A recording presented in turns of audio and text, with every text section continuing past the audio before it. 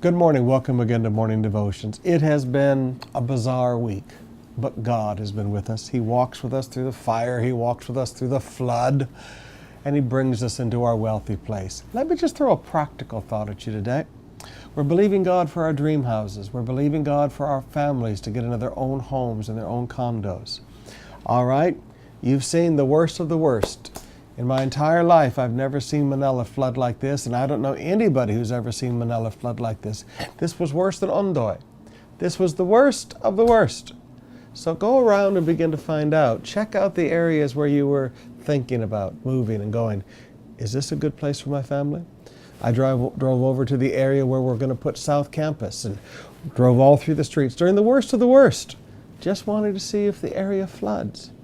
Say, Pastor, you're crazy. No, guys kind of like driving around out in storms. It's kind of a guy thing. But go around and check things out now and make sure that you're not moving your family from one flood into an even deeper flood. All right, let's open up our hearts and get encouraged for just a moment out of the book of Psalms. Whenever I want to be encouraged, I go to the book of Psalms. Chapter 94, beginning with verse 18. David said, "Unless the Lord had given me help, I would soon have dwelt in the silence of death. When I said my foot is slipping, your love, O Lord, supported me."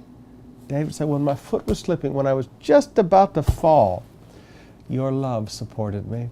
Now I want you to notice that, because some of you, in the times of temptation, your foot is about to slip. Some of you in your business, your foot is about to slip.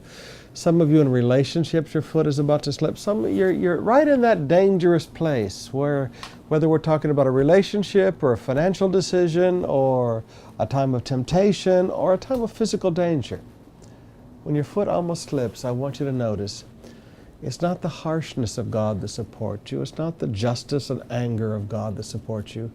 It's His love. He stands there with this big hand of love and just helps keep you on the path.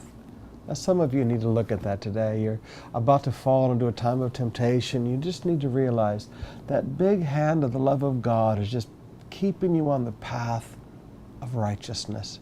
And then he continues, when anxiety was great within me, your consolation brought joy to my soul.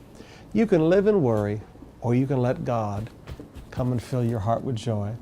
Some of you, you're worried and troubled about so many things. Would you just let God fill you with joy today? Let God, great hand of love, come and support you. Let God fill your heart with joy today. You have a God who's on your side and He loves you. Let Him express that love to you today.